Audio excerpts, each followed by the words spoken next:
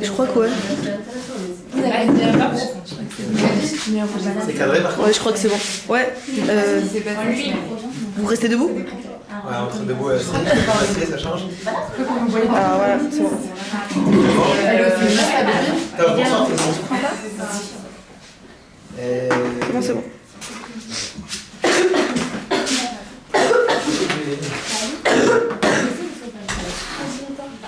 J'ai un petit peu réfléchi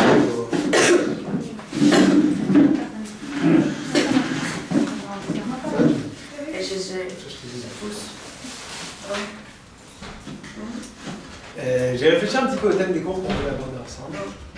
Et bon, l'avantage qu'on a, c'est la possibilité d'avoir un petit peu de recul maintenant. Un petit peu, hein, sans rien exagérer. Et ce minimum de recul, c'est celui qui nous permet peut-être d'avoir parfois une vision évoluée, on pourrait dire, de ce qu'on voudrait aborder comme... et ce qui est surtout en dehors de ce qu'on voudrait aborder, de ce qui est à mon sens important d'aborder. C'est-à-dire qu'au départ, on a parfois peut-être des choses qu'on a envie, comme j'ai dit. Et peut-être que parfois il y a certaines évolutions qui font que parfois il y a d'autres choses qu'on décide de. Et non, sans lui.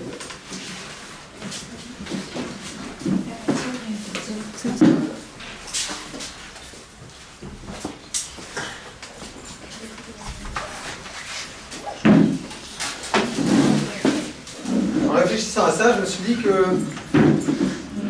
quelque part, il y avait peut-être certains cours que je voulais rebaptiser. Et la nouvelle appellation peut-être de certains cours que je voulais faire, c'était, je ne sais pas comment on pourrait l'appeler, est-ce que c'est un nom qui est plus marketing ou moins marketing, mais c'est peut-être leçon de vie. Leçon de vie, ça veut dire quoi, hein? C'est-à-dire que, à mon sens, dans l'étude de la Torah qu'on fait, l'étude de notre histoire, de notre identité, de ce qu'on partage, etc., eh bien, on va avoir bien évidemment des textes exceptionnels qui quelque part vont forger une façon de penser, une façon de voir les choses, une façon, etc., etc. Mais quelque part, on risque parfois de se retrouver avec une certaine forme de décalage, si je puis dire, entre un savoir et une application. Et le thème de ce soir n'est absolument pas de savoir comment faire ce rapprochement, on en a déjà d'ailleurs parlé, on va peut-être en parler par d'autres occasions, mais ce n'est pas l'état d'esprit ce soir. Mais peut-être se dire à travers ce cours, à travers cette nouvelle forme de cours, imaginez comment réussir à faire un rapprochement entre des situations de vie qui sont un petit peu notre quotidien à tous. Et quand je dis notre quotidien, c'est le mien, c'est le vôtre, c'est exactement le quotidien de chaque personne normale, chaque individu. Pourquoi je le dis? Je dis parce que je pense que j'ai un quotidien qui est, somme toute, identique au vôtre. Une personne normale. C'est pas celui qui va avoir une histoire particulière et qui avait un poste en risque et qui avait, etc., qui c'est toujours très inspirant et intéressant, il y a énormément à apprendre. Mais peut-être redescendre à la résolution la plus simple qui puisse être, d'êtres humains normaux.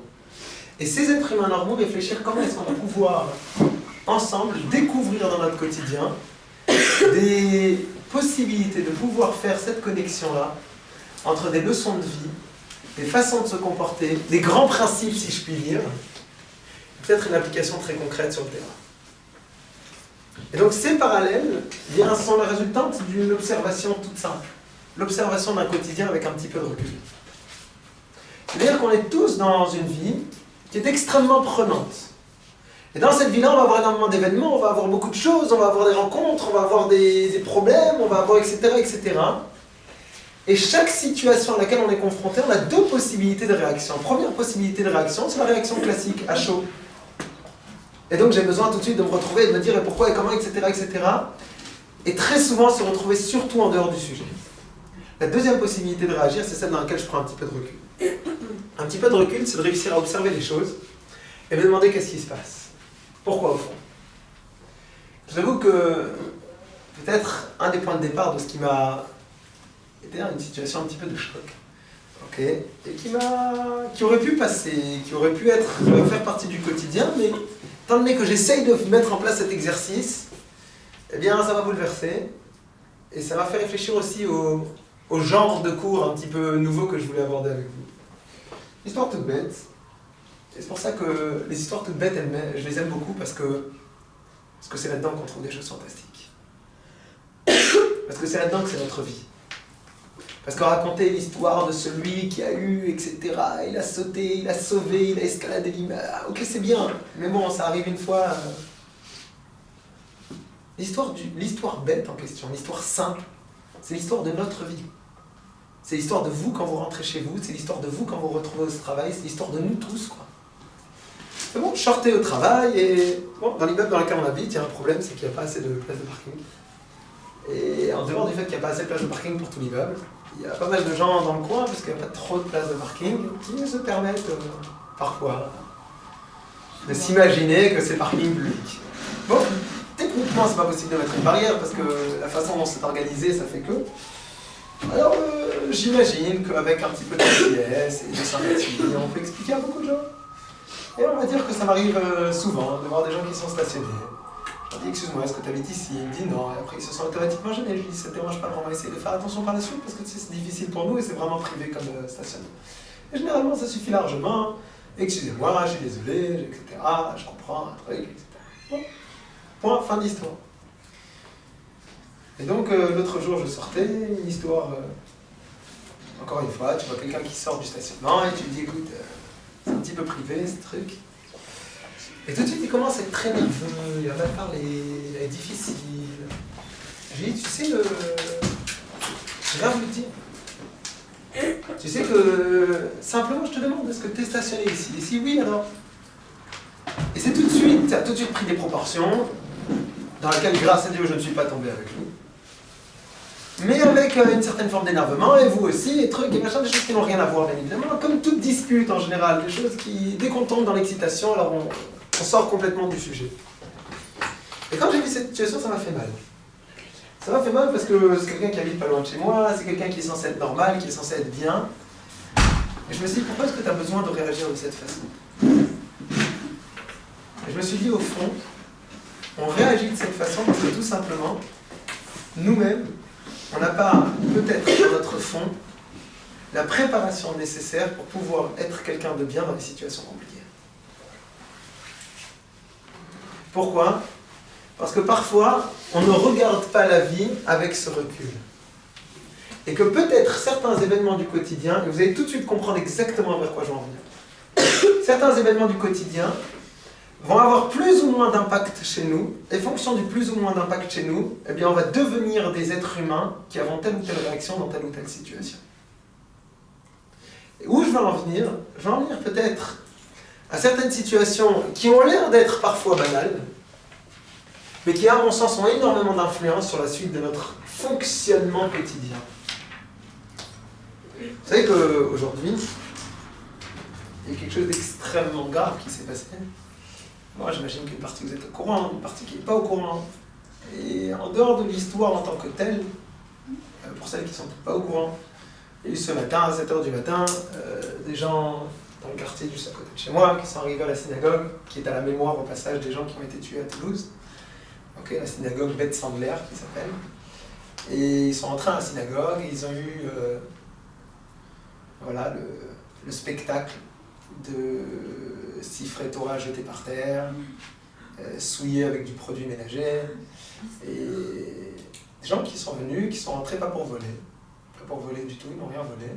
Ils sont venus, ils ont troué le coffre-fort avec un disque, ils ont réussi à sortir, c'est pas juste qu'ils sont venus par hasard, ils sont venus équipés avec un disque pour couper, pour arriver au Sifrei Torah, les sortir, leur enlever leur couverture, les jeter par terre et verser du liquide et du produit vaisselle, etc. dessus. Alors bon, ce qui s'est passé ce matin.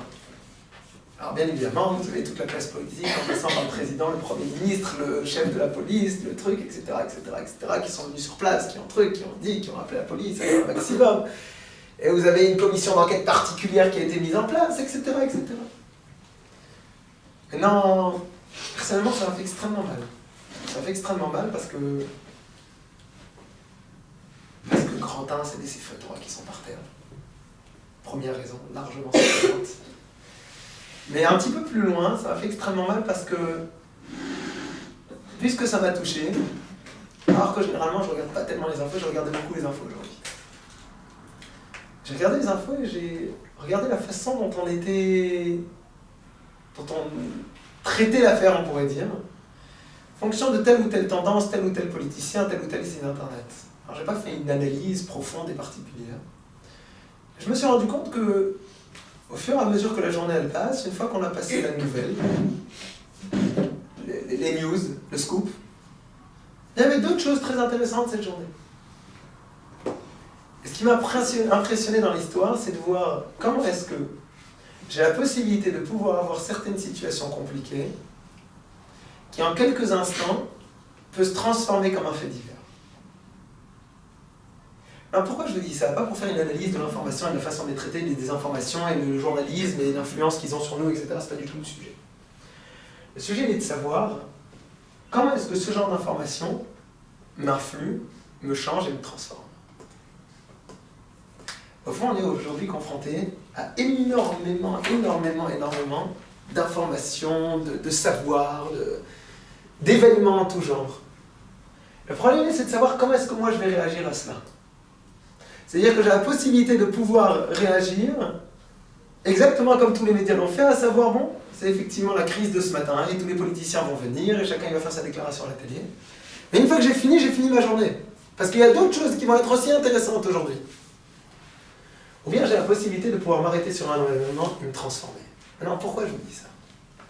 Je vous dis ça parce que, quelque part, je suis persuadé que la capacité de pouvoir réussir à banaliser les événements chez nous est celle qui nous transforme nous-mêmes en personnes qui devenons dans notre quotidien des gens qui arrêtons de nous faire, d'être choqués et d'être perturbés par certains événements. C'est-à-dire qu'on a la possibilité de pouvoir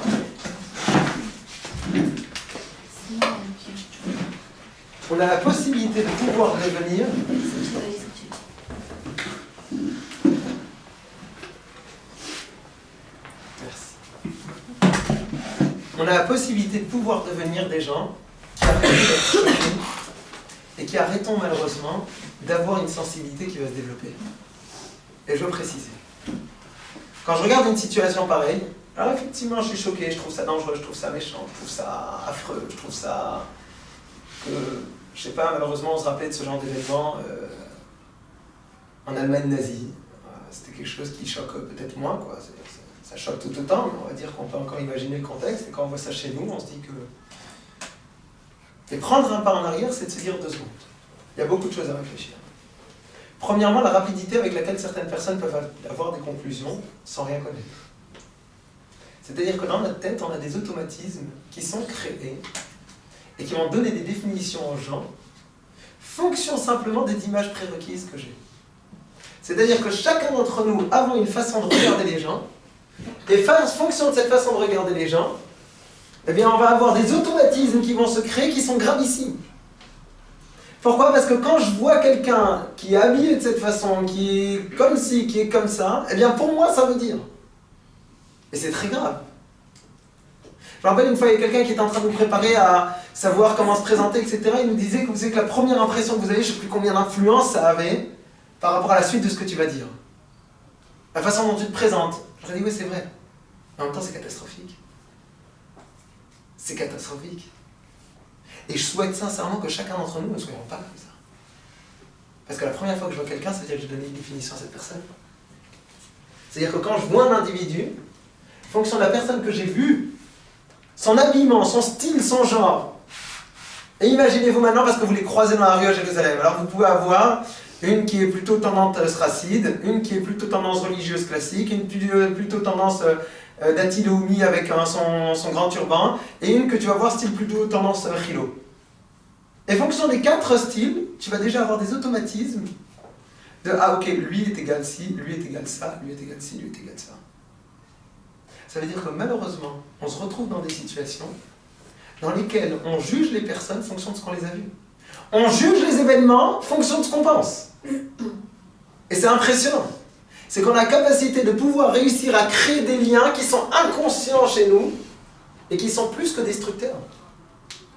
Destructeurs pour tout le monde, pour la personne qui est face à vous et pour vous-même.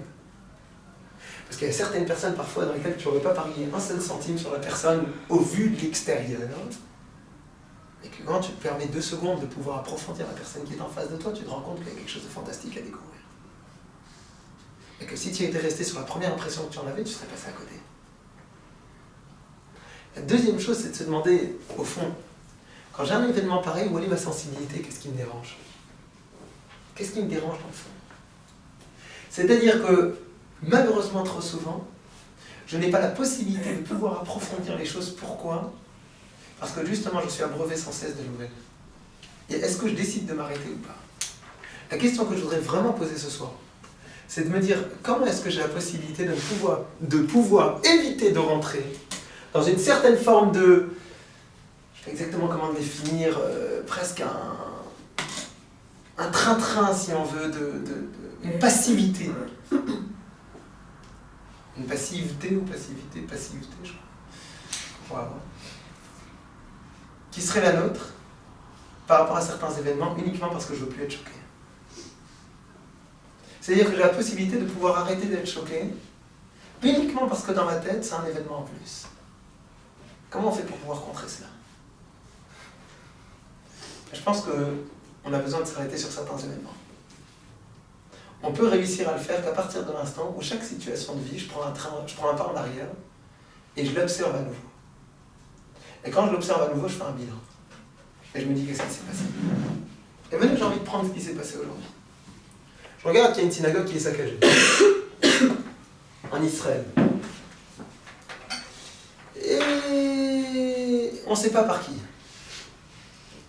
Mais on va dire qu'on espère très fort que ce ne soit pas par des juifs.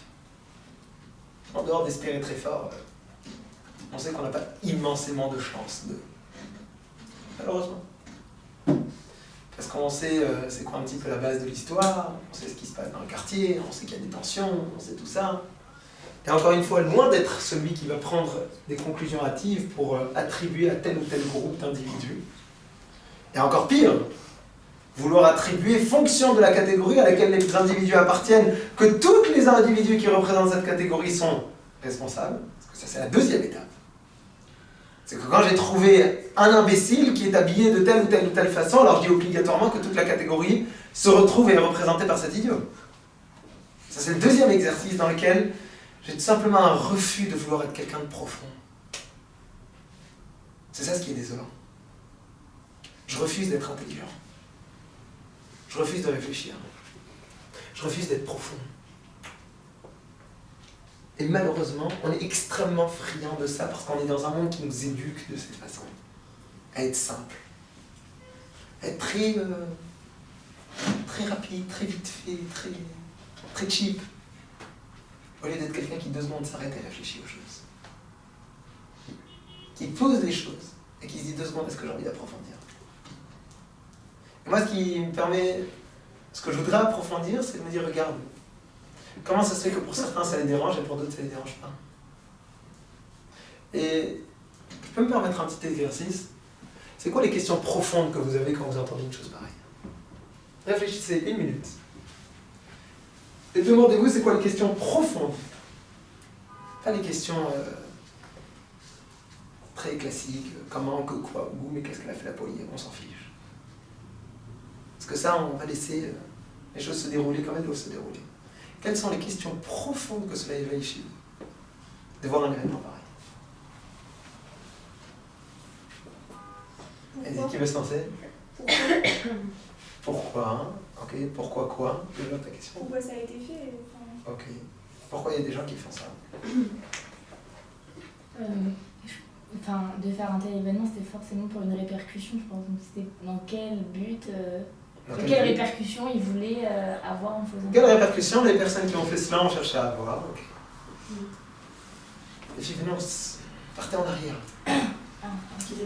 La valeur. Non, c'est bien, hein, mais partez plus en arrière. Là. La valeur qu'on attribue au Sefer Torah. Merci beaucoup. L'ampleur de... C'est quoi un Sefer Torah pour moi? C'est quoi un Sefer Torah pour moi? Je sais pas, on avance. Ok, sans vouloir de réponse. On se pose la question vraiment, est-ce que c'est un Sefer Torah pour vous? Oui, c'est vrai que depuis qu'on est petit, on nous a dit que quand tu viens à la synagogue, il y a un Sefer Torah, tu te lèves et tu embrasses. Ok. C'est une bonne éducation. Et ça, on a eu comme éducation quand on avait 6 ans. Ou peut-être 4 ans. À un moment, on en a 22, quoi. Hein? Pour un juif, Venez, c'est la vie. j'entends. Je suis d'accord avec toutes vos réponses et je suis certain que vous avez tous des éléments de réponse. Ce que je veux, c'est de profiter de l'occasion pour me reposer la question. C'est quoi les autres événements, les questions que ça vous demande? Qu'est-ce que vous avez dit? C'est quoi les autres questions que ça vous pose? Comment ils en sont arrivés là? Comment c'est possible que les gens qui... Comment on peut arriver à des situations pareilles? Ouais. Comment on peut arriver à des situations pareilles? Quelle est Qu'est-ce part de qu'est-ce qui leur a- Désolé. qu'est-ce qui leur est passé dans leur tête pour arriver à un tel acte? Comment on arrive à un tel acte? Ok. Quelle est notre part de responsabilité dedans? Quelle est notre part de responsabilité? Et enfin, ça rejoint un peu avec son là, mais pourquoi le Secret Torah il a pu Pourquoi les sénateurs est? Ils auraient pu saccager autre chose dans Israël. Ok. Bon, on va dire qu'ils sont permis. Ah, Ils sont pas arrêtés. Le centre, c'était le Sefer Torah, bien évidemment. Mais on va dire qu'ils sont un petit peu lâchés, on pourrait dire. D'autres questions, les filles? Peut-être qu'est-ce qui dans notre comportement a pu utiliser une haine. Ok. Enfin, on doit forcément, ça doit forcément, comment dire, être une cause de ce qu'on a vu.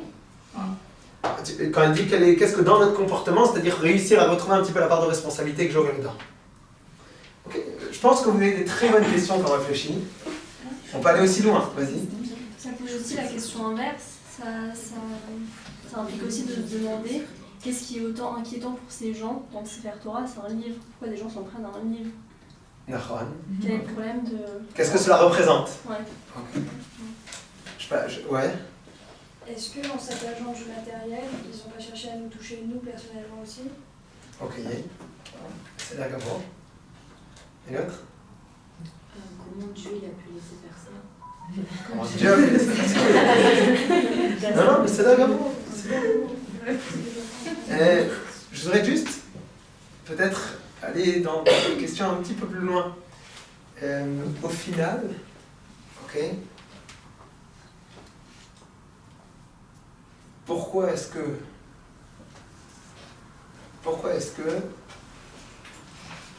le fait de souiller un Sefer Torah, ok, va déranger certaines personnes plus que d'autres? Qu'est-ce que ça représente une synagogue pour moi? Et comment est-ce que j'ai la possibilité de pouvoir, quelque part, exprimer, ou plus encore, politiser un livre de Torah? Parce que ce que je vois ici, moi, c'est que j'ai eu la possibilité de pouvoir prendre un livre de Torah, et puisque c'est un symbole, donc je l'ai déchiré. Et donc je l'ai abîmé. C'est-à-dire qu'au final, en partant d'une hypothèse, qui reste une hypothèse que ce sont des juifs, ils ont considéré, je m'excuse pour la comparaison bien évidemment qu'il n'a rien à voir, mais uniquement pour qu'on puisse avoir une idée, ils ont décidé qu'un drapeau de la Torah, c'était la Marianne du peuple juif, si vous voulez, okay, le drapeau tricolore du peuple juif. Et donc quand tu vas brûler un drapeau tricolore, quand tu vas casser Marianne, la statue de Marianne, qu'est-ce que tu fais? Tu impactes l'emblème d'un peuple. Mais si c'est fait par des juifs, ça veut dire qu'à l'intérieur du peuple d'Israël, j'ai la possibilité de pouvoir représenter un Sefer Torah comme étant la part d'un certain groupe de personnes que j'ai envie d'atteindre. Et donc pas quelque chose qui appartient à tout le monde. non, il revendique. Ça veut dire que quoi? C'est-à-dire que même en revendiquant, ça veut dire quoi? Ça veut dire que quelque part, j'ai la possibilité de pouvoir faire en sorte que cette Torah-là représente un groupe dans le peuple et peut-être pas un autre. Est-ce que vous m'avez compris? Oui, en fait, la manière dont elle est utilisée, il y en a qui sont pas d'accord. Deux secondes, alors c'est peut-être ça le problème. La C'est-à-dire que la manière dont elle est utilisée, c'est-à-dire déjà tu prends conscience que quoi? Qu'il y a un message qui va s'adresser uniquement à une partie du groupe et peut-être pas à l'autre partie du groupe. C'est-à-dire que déjà, dans l'emblème même, j'ai décidé de prendre cet emblème et de le faire appartenir uniquement à certaines personnes et pas à d'autres. Et moi, c'est ça ce qui m'impressionne en premier. Et maintenant, je vais vous dire, quand on a cette situation, on a besoin tous de réfléchir à énormément de choses. C'est quoi un Sefer Torah pour moi? C'est quoi un Sefer Torah pour moi? Ça veut dire quoi? Ça veut dire qu'au final, c'est un rouleau. Au final, c'est des informations techniques. Pourquoi est-ce que j'ai besoin d'avoir du respect pour ça? Honnêtement. Je parle pas de souiller peut-être, mais pourquoi est-ce que j'aurais besoin d'avoir du respect? Parce que c'est quelque chose qui appartient à tout le monde. Parce que, je m'excuse, vous avez répondu tous ensemble, mais j'ai pas entendu. Non, c'était tellement spontané que... C'est censé parler de chacun de nous. De chaque C'est membre. censé parler de chacun de nous, ok. Alors, 2 secondes, je vous demande une question technique, hein, juste avant vos réponses. Demain matin, ok, je trouve que les maths, c'est de la zut, ça m'énerve, ça me saoule, je veux plus le travailler, etc. Je prends mon livre de maths et je le brûle devant en plein milieu de l'école. Ok. Est-ce que vous pensez que c'est quelque chose qui, si j'avais l'académie des mathématiciens qui était présent, qui le voyait, est-ce que ça serait quelque chose qui ferait trembler le monde? Ou bien, bon, ok, c'est un petit jeune qui s'est excité, qui a brûlé un livre de maths, best-seller. Vas-y. Hein? C'est évidemment pas pareil. Pourquoi? Merci beaucoup. Pourquoi? En fait, que ce soit pas pareil, j'espère que je suis au courant. Maintenant, pourquoi? C'est ce qui nous relie à HL.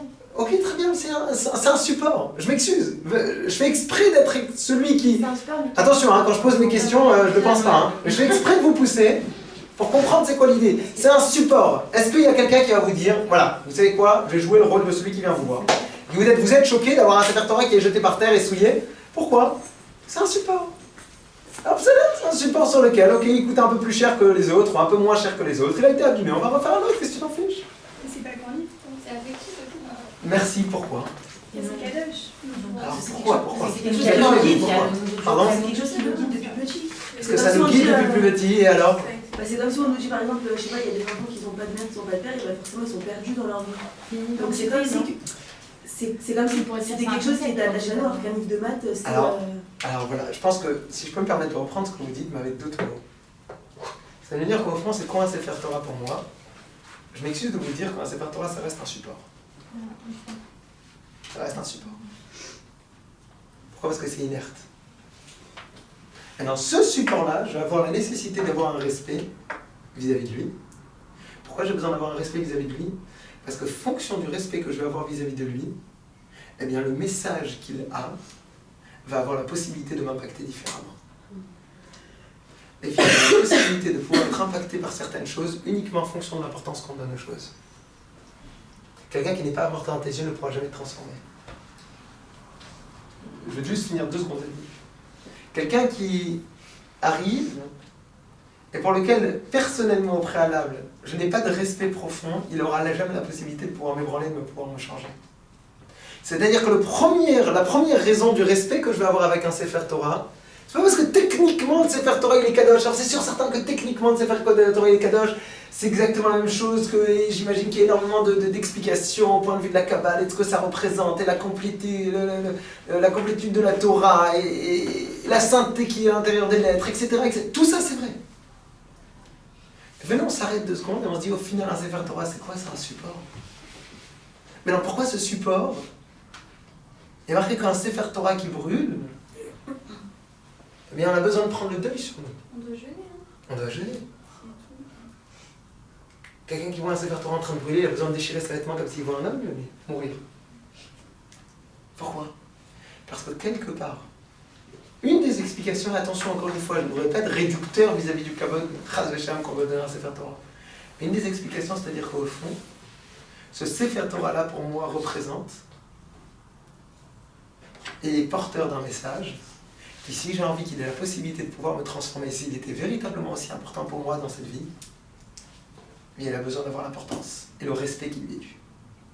Parce que si je ne vais pas respecter ce qui est ce support, ce qui représente, ça veut dire qu'au fond, le message pour moi, il vaut rien. Et prenez un exemple. Prenez un exemple qui est de savoir c'est quoi le respect que j'ai vis-à-vis des choses. C'est quoi la sensibilité que je vais avoir vis-à-vis des choses. Et vous pouvez très bien que chez vous, il y a certains livres que vous mettrez tout en bas des étagères. Et que s'il y a un petit qui vient et qui les sort et qui les déchire un peu, tout va bien, personne n'est mort. Il y a d'autres livres pour lesquels, attention, il faut que ce soit là-haut, bien dans une vitrine, fermée, etc. Pourquoi? Parce que tout dépend de ce que ce livre représente pour vous. Et en fonction de ce qu'il représente, eh bien, je vais avoir un impact où je vais avoir l'importance du message qu'il porte qui va m'influencer. La première chose que je voudrais me demander, c'est, pour bien qu'on suive l'idée, c'est-à-dire se demander, grand 1, comment est-ce que je fais pour ne pas être tout simplement un petit peu presque inerte ou sans sentiment vis-à-vis des choses. Et la deuxième chose que je me demande, c'est pourquoi est-ce que ces choses-là ont de l'importance pour moi. La première réponse de la raison pour laquelle elle a de l'importance, c'est parce que quelque part elle est le support d'un message qui est important. elle est le support d'un message qui est fondamental pour moi. Et puisque le message il est fondamental, donc tout ce qui va représenter le message va obligatoirement avoir besoin d'avoir un respect. Et puis, maintenant on reporte ça à l'homme. Comment est-ce qu'un humain il peut avoir de l'importance pour moi? Comment est-ce qu'un humain il peut m'impacter si moi-même je ne lui donne pas d'importance? Comment est-ce qu'un être humain peut avoir de l'influence sur moi si pour moi il ne vaut rien? Vous connaissez tous la Gemara qui dit combien sont idiots éternellement ces gens qui se lèvent devant un Sefer Torah mais qui ne se lèvent pas devant un sage de la Torah. C'est une Gemara très connue. Ça veut dire quoi? Il y a des gens qui vont... Le problème il est s'arrêter au support et ne pas réussir à se retraduire dans la situation de vie. S'arrêter au support, c'est-à-dire la possibilité de pouvoir me dire je suis impressionné, attention, il y a un Sefer Torah qui passe, il faut faire attention. Mais si ce Sefer Torah pour toi il représente qu'un support, alors au final, tu n'as fait qu'une partie, mais l'autre partie t'as oublié. Tu as eu la possibilité de pouvoir donner de l'importance à cela, au support, mais tu n'as pas compris que ce qui était important dans l'histoire c'était le message. Parce que ce qui nous dérange essentiellement quand on a abîmé le support, c'est parce qu'il y a un message qui est représenté derrière. Mais si on s'arrête au support, bon alors c'est un support, c'est qu'un support. C'est une fin en soi, c'est pas plus. Si à aucun moment le message qui est à l'intérieur est important pour moi, eh bien je pourrais donner toute l'importance au support, le reste ne va pas avoir d'influence. Et donc au final, dans l'idée qu'on vient de développer, on a les deux sens qui sont là. Le premier message, c'est lequel? C'est celui de me dire, si je ne donne pas d'importance au support, alors je ne pourrai pas être impacté par le message. Pourquoi? Parce que le message, il va avoir moins d'importance et moins de valeur pour moi. Et parallèlement à ça, venez, on fait dans la deuxième partie. Si je ne donne de l'importance qu'au support, eh bien le message, il a été complètement passé à côté. Il est complètement passé à côté. Et lui aussi, il ne va rien vouloir dire pour moi. Et donc là, je me dis que j'ai au final ce parallèle dans un livre de Torah. Un Sefer Torah, pourquoi est-ce que c'est important pour moi? C'est important pour moi pour deux raisons. Grand un, parce que il a un message, et puisque ce message, il a de l'importance pour moi, alors tout ce qui représente ce message a besoin d'avoir de l'influence, de l'importance pour moi. Puisque ce message-là est fondamental dans mon existence et c'est celui qui va me guider, donc il a besoin de retrouver une place dans la vitrine et que quand on va marcher avec un Sefer Torah, il faut se lever, etc., etc., etc. Et c'est avant tout parce qu'il représente cela. Et oublier une partie de ces deux éléments-là, eh bien risquerait de nous emmener dans des situations dans laquelle, quelque part, j'ai donné du respect mauvaise chose. Ou en voulant donner du respect, je vais peut-être pas être impacté par l'essentiel. Alors moi, ce que je me demande, c'est comment on peut arriver à ces situations. Maintenant que j'ai compris ça, comment on peut arriver à ces situations? Moi, je voudrais dire qu'au final, ces situations, eh bien, je m'excuse de le dire comme ça. Je m'excuse de le dire.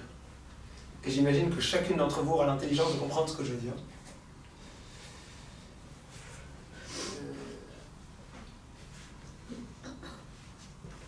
Pour dire les choses de façon exacte, je ne suis pas choqué et impressionné de par le fait qu'il y ait des personnes qui puissent le faire. Du tout. Ça ne me choque absolument pas. La situation elle-même, bien sûr qu'elle me choque, elle me traumatise. Elle me traumatise. Mais le fait qu'il y ait la possibilité de pouvoir le faire, ça ne me traumatise pas du tout. Ça ne me choque pas du tout. Pour dire autrement, je ne tombe pas des nues. Pour dire autrement, je ne suis pas en train de me demander comment ça se fait que ça arrive une chose pareille. Pourquoi? Parce que tout simplement, c'est le résultat obligatoire d'une situation qu'on a réussi à installer. Chacun. Désolé. C'est le résultat d'une situation que chacun d'entre nous a réussi à installer. C'est quoi? C'est la possibilité de pouvoir se dire mais c'est pas grave, c'est un jour de plus, un jour de moins. C'est des petits messages qui ne nous changent plus. Parce que étant donné qu'on a la possibilité de pouvoir faire dire ce qu'on veut aux gens, eh bien tout va devenir normal. Prenez un exemple. Si un jour vous avez quelqu'un qui parle mal à l'autre, parle mal, simplement, il s'est mal comporté, pas sympa, c'est tout, rien de plus. Et que ça passe sous silence. Le lendemain, il va l'insulter, ça va passer sous silence. Alors je la fais courte et je la fais simple. Hein. Le troisième jour, il va peut-être un petit peu le bousculer, ça va passer sous silence. Le quatrième jour, il va peut-être le pousser un peu fort et ça va passer sous silence. Le cinquième jour, il va le tabasser, ça va passer sous silence. Le sixième jour, il va le tuer, ça va passer sous silence. Alors bien sûr, vous avez compris que ça ne se passe pas en 6 jours. Ça ne se passe pas en beaucoup plus de temps non plus. C'est-à-dire que parfois, quand je ne m'arrête pas sur le point de départ et que je tape sur la table, ça veut dire que je m'installe dans une certaine forme de routine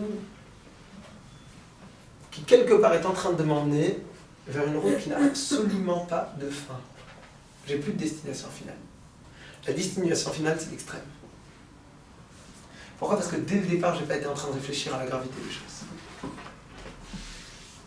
Et puis, quand à un moment je ne donne pas de respect à moi-même, à ce que je suis, à ce que je représente, un jour on se demande comment on va tellement loin. C'est pas, il faut passer ta vie. Parce que nous on voit le produit final. Vous savez que quand j'étais petit, il y avait une rue, je rentrais chaque fois à la maison par cette rue-là. Ça m'a impressionné parce que j'étais petit, je rentrais à la maison, j'habitais rue Saint-Paul, j'allais à l'école à la rue Pavée.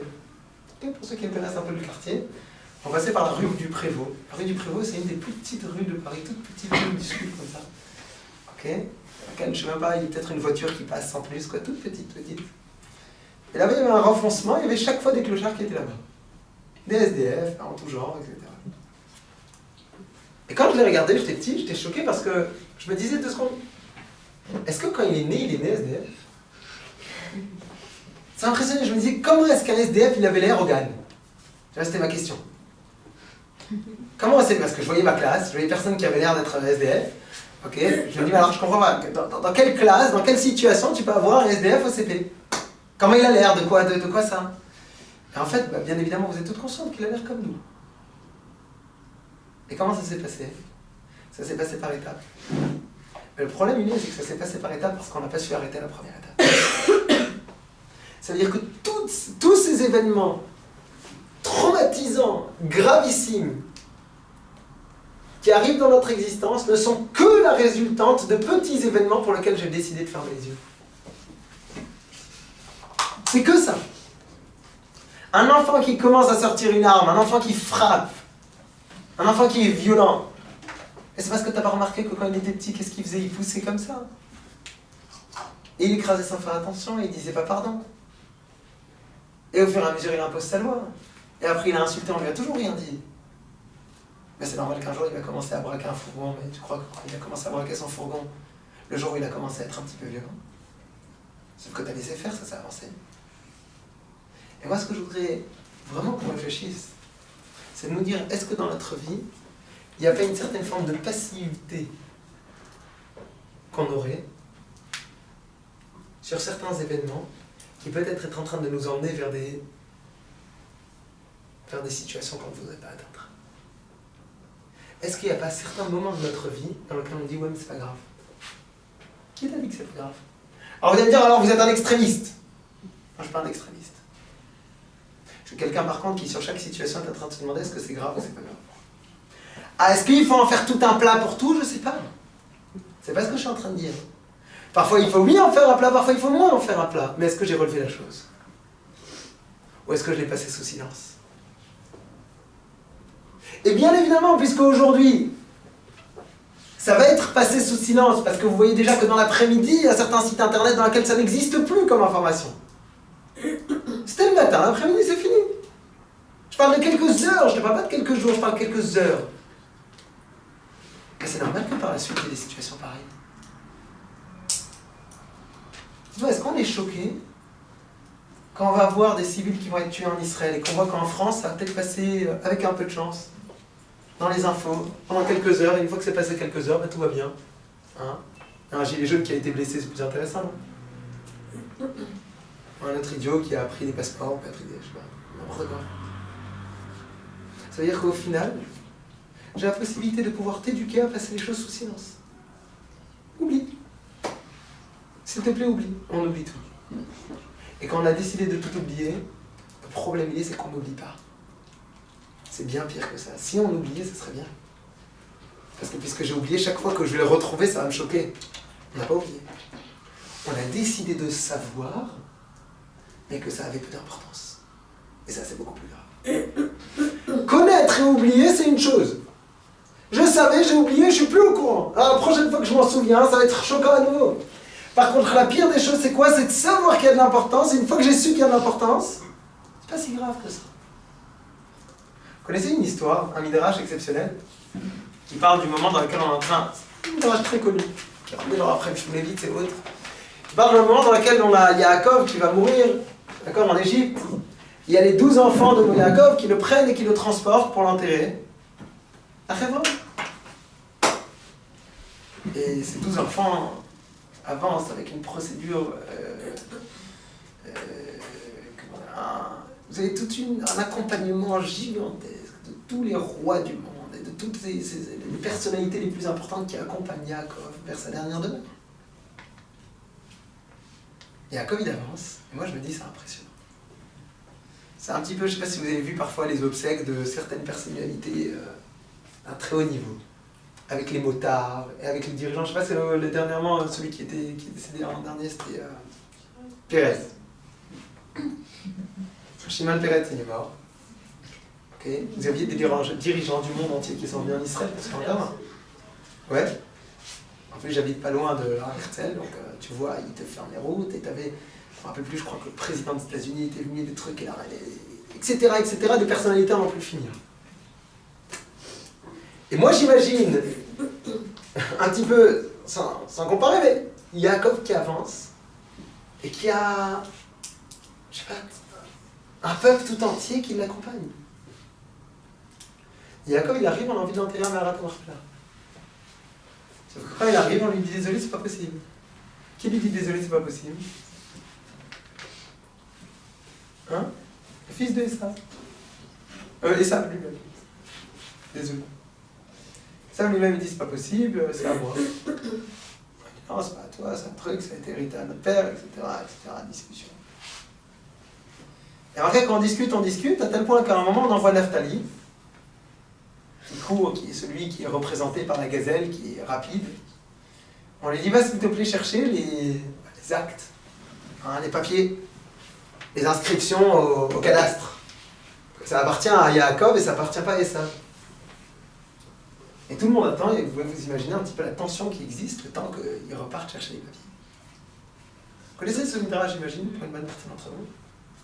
À un moment, il y a quelqu'un qui s'appelle Hushin ben Dan, okay, qui est le fils de Dan, qui entend cette histoire, et il a remarqué que justement, c'était quelqu'un qui était sourd, et que quand il voit tout ce qui se passe, il dit tiens, ça traîne cette histoire, qu'est-ce qui se passe? On lui explique qu'il y a Esav qui bloque, il se lève, il sort son épée, il lui coupe la tête, et c'est fini.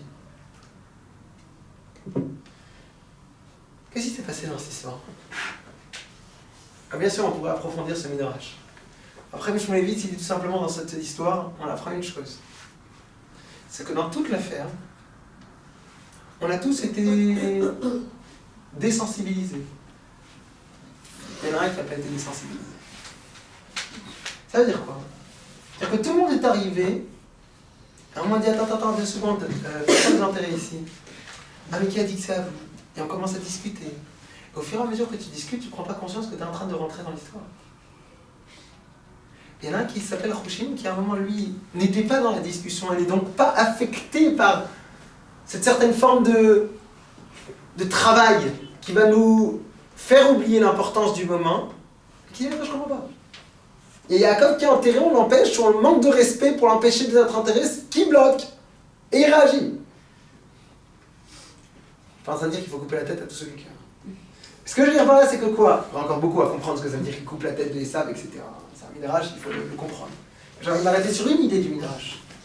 L'idée du midrash, elle est de se dire, regarde, combien est-ce que parfois on a la possibilité de pouvoir oublier notre histoire, tout simplement, bien parce que quelque part on est amadoué. On le fait sentir, mais 2 secondes, reste, calme-toi et discute.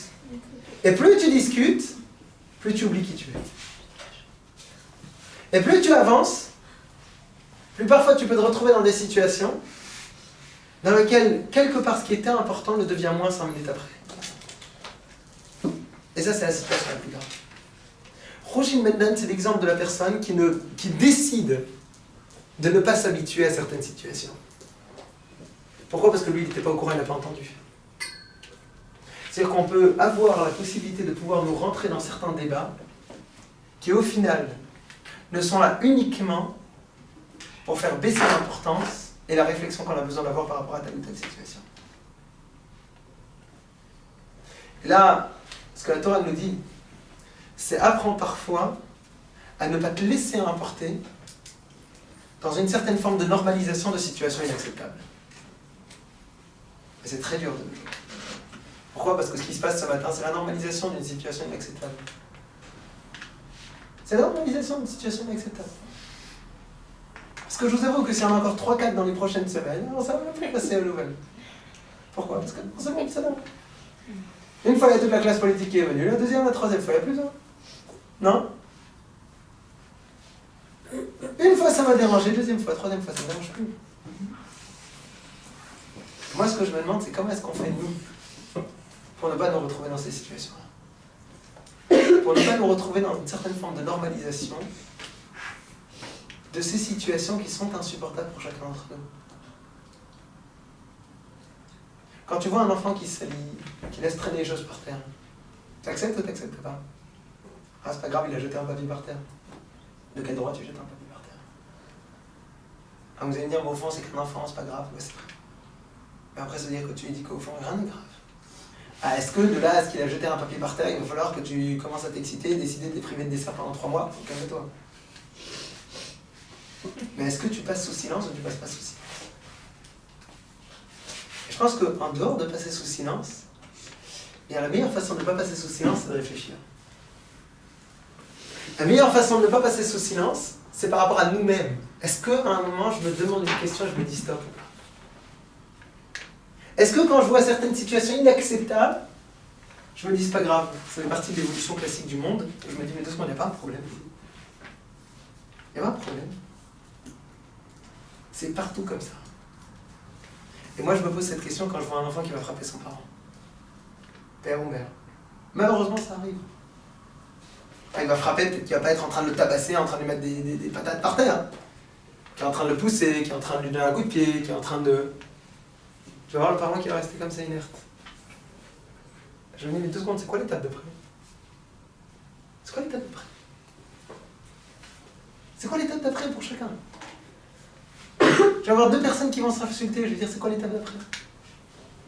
Je vais avoir quelqu'un qui va se moquer de l'autre devant tout le monde. Se moquer, simplement. Faire une blague vexante devant tout le monde. Ça arrive? C'est quoi l'étape d'après? Si j'ai la possibilité de pouvoir vexer devant tout le monde une personne, ça veut dire qu'elle n'a pas d'importance. Mais si elle n'a pas d'importance, ça veut dire que le jour où elle va vraiment être blessée, elle n'a pas d'importance non plus. Et puis je ne suis pas un alarmiste. C'est simplement des liens, des suites logiques qui arrivent partout. Les personnes qui l'ont fait, vous croyez qu'on a la possibilité de pouvoir jeter un Sefer Torah comme ça par hasard le matin? Personnellement, j'aurais du mal à, je sais pas, rentrer dans une mosquée, brûler une mosquée, je sais pas, je suis ni arabe, ni grand sympathisant de cette religion. C'est là, de l'arabe. Tu vas brûler une mosquée? Je sais pas. Même si t'es pro, même s'il y a des gens qui prient là-bas, qui t'ont fait du mal, etc. Je sais pas, c'est dérangeant. Vous savez quoi? Vous devez aller plus loin. Est-ce que vous aurez la possibilité de pouvoir prendre, je sais pas, un chat qui vous a griffé? Ok? Un chat. D'accord? Est-ce qu'il y a quelqu'un ici, une fois que je lui ai attrapé le chat, il aurait la possibilité de pouvoir, vous m'excuserez, hein, de votre sensibilité, de l'étrangler? Non, mais un moustique, oui. On va t'apprendre comment... Pourquoi vous n'avez pas la possibilité? Justement parce que le moustique c'est tellement petit que tu ne le remarques pas. Alors que le chat, puisque c'est plus visible, plus dérangeant. Je me demande comment ça se fait. C'est-à-dire qu'au final, le moment dans lequel j'aurai la possibilité de pouvoir donner de moins en moins d'importance aux créatures qui sont autour de moi, aux personnes qui sont autour de moi, aux choses, eh bien j'ai la possibilité de pouvoir commencer à m'engager sur une planche extrêmement glissante. Je je m'engage sur une pente extrêmement glissante. Parce que d'étape en étape, je vais aller beaucoup plus loin. Seule chose que je voudrais conclure, c'est de me dire, quelque part, venons avoir la possibilité de pouvoir nous reculer, prendre la distance sur les événements de vie et y réfléchir sincèrement. Et réfléchir sincèrement en se posant les vraies questions. Et en se demandant est-ce que ça me dérange ou ça ne me dérange pas. Est-ce qu'on a des possibilités, chacun dans notre quotidien, de pouvoir se demander sur toutes les situations de vie. Alors aujourd'hui, en l'occurrence, c'était une synagogue, c'était un Sefer Torah. Et je leur supplie, demain matin, ça va être une personne. Une personne à laquelle on va mal parler, à laquelle on va manquer de respect. Et je vous promets que quand on commence à manquer de respect à une personne, c'est-à-dire que la personne en face de moi est moins importante. Et c'est la personne qui est en face de moi moins importante. Peut-être que pour moi, ça va s'arrêter ici. Mais peut-être que pour les autres, non. Peut-être que pour les autres. Je ne sais pas si vous avez entendu, il y a quelques mois, il y avait quelqu'un qui était rentré par la fenêtre, il y a quelques mois, il y a 1 an et plus, qui était rentré par la fenêtre du Rav Steinman. Rav Steinman, c'était le grand de la génération. En plein milieu de la nuit, il l'avait attrapé, il l'avait secoué. Ah, c'était un fou. Alors je me demande, comment est-ce qu'un fou, il peut rentrer par la fenêtre d'un des plus grands de la génération, d'un des plus grands raves qui, toutes tendances confondues, et veut commencer à le secouer en l'insultant. Alors pour ceux qui ne savent pas, le Rav Steinman, il faisait 1m30 et il pesait 35 kg. C'était tout petit, tout frêle comme ça, tout rien du tout. Il a 102 ans, le bonhomme. Comment tu peux y arriver? Tu peux y arriver tout simplement parce que parfois, nous, on n'a pas pris conscience que peut-être on a manqué de respect. Alors vous allez dire, oui, mais bon, peut-être que si j'ai pas parlé avec autant de respect qu'il fallait, c'est pas grave. Je vais pas aller plus loin. C'est vrai pour toi. Mais tu auras toujours un fou qui sera à côté de toi et qui, si toi, tu manques de respect, alors peut-être que lui, il va aller beaucoup plus loin. Pourquoi? Parce que c'est toi qui as installé cette possibilité de pouvoir être facile. De pouvoir me dire, c'est pas grave. À toi, tu te dis, mais qu'est-ce que ça me concerne? Il y a peut-être un petit qui n'est pas au courant de ta limite. Un enfant, quand il va te voir, toi, tu connais tes limites. Il y a plein de gens qui me demandent au niveau des... qui me demandent, on parle, on discute, hein, je ne suis pas un conseiller de rien du tout. Ils me disent, ah non, mais c'est pas grave, mon comportement, il a des limites. Je dis, c'est vrai pour toi, parce que toi, tu es un adulte, mais ton enfant, il voit ça comment? Quand tu vas rouler comme un imbécile, par exemple, en voiture, alors toi, tu es très fier parce que tu sais que tu vas le faire sur une route exactement dans cette... etc., dans telle condition, où il n'y a pas beaucoup de monde, avec telle voiture, avec telle vitesse, et tu tiens le... Mais le petit gamin qui est à côté de toi, qu'est-ce qu'il voit? Il voit qu'on fait l'idiot sur la route. Il n'a pas du tout tous les autres éléments qui te disent voilà les limites que moi-même je me suis imposées, parce que c'est un petit. Et que donc parfois, certains manques d'importance à certaines situations que l'on a à avoir nous en tant qu'adultes, même si chez nous elles ne dérangent pas, elles peuvent être tragiques pour les autres. Parce qu'on a un exemple. Elles peuvent être tragiques pour d'autres parce qu'on a un exemple. Il y a certains comportements que toi tu vas avoir. Mais si toi tu l'as, alors l'autre il va le prendre beaucoup plus loin. Parfois nous on va manquer de respect à une personne, et c'est un autre qui va après finir par le frapper. Ah mais non, on n'aurait jamais frappé, c'est vrai. Mais tu as été le premier à pouvoir donner la possibilité de. Tu es le premier qui donne la possibilité de. Tout ça pour vous dire qu'au final, cette histoire-là, eh bien, c'est l'histoire de Yitro, dans la paracha de la semaine. Yitro, c'est quelqu'un qui va quoi? Qui va voir la sortie d'Égypte, qui va voir l'ouverture de la mer. 2 secondes, je regarde. J'imagine que le Rav Fizan est en bas.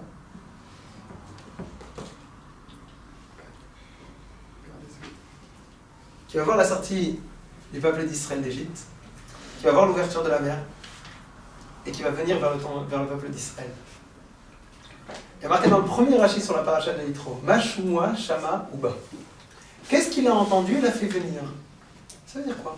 C'est-à-dire que tout le monde a entendu ce qui s'est passé dans le monde. C'est intéressant, il y en a un seul qui est venu et qui s'est bougé. C'est-à-dire que le monde entier est au courant que le peuple d'Israël est sorti d'Égypte. Le monde entier est au courant que le peuple d'Israël, on lui a ouvert la mer. Le monde entier est au courant qu'il y a une armée entière qui s'est fait engloutir par par les eaux. Mais il y en a très peu qui vont bouger. Yitro, il se dit, s'il y a un événement pareil et que je ne fais rien, eh bien, je ne ferai jamais rien dans ma vie. Parce que tout sera normal. Parce que rien ne sera choquant. Parce que rien ne sera bouleversant. L'introduction à la paracha, quand on reçoit la Torah, c'est quoi? C'est quelqu'un qui a la possibilité de pouvoir voir une situation et de se bouger. Faire. Agir. On est tous confrontés à des difficultés. Qu'est-ce qu'on fait concrètement? Qu'est-ce qu'on fait concrètement? Comment est-ce qu'on a décidé d'agir sur le terrain? Ça, c'est une question que je voudrais laisser ouverte pour chacune d'entre vous. Qu'est-ce qu'on fait quand on a toutes ces informations? Qu'est-ce qu'on fait quand on est face à toutes ces situations extrêmement complexes? Qu'est-ce qu'on fait concrètement? Si on n'a pas la possibilité de pouvoir donner une traduction à cela concrètement dans notre vie, eh bien, à aucun moment on pourra se transformer. Parce que toute la vie, n'est qu'une suite de tout petits événements. Ah, parfois, il y en a certains qui ont peut-être la chance ou la malchance d'avoir un grand événement. Et si je ne me suis jamais posé la question de l'importance de la vie, est-ce que j'ai besoin de savoir que je suis à moitié entre la vie et la mort pour commencer à me la poser? Si je ne me suis jamais demandé pourquoi est-ce qu'il fallait être sérieux et s'investir, alors est-ce que j'ai besoin de me retrouver au chômage sans argent et en catastrophe pour pouvoir commencer à me demander cette question?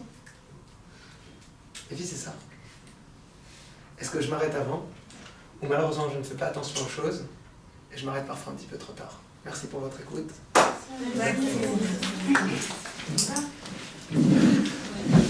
Yes, il y a quelqu'un qui veut descendre ouvrir, il est en bas.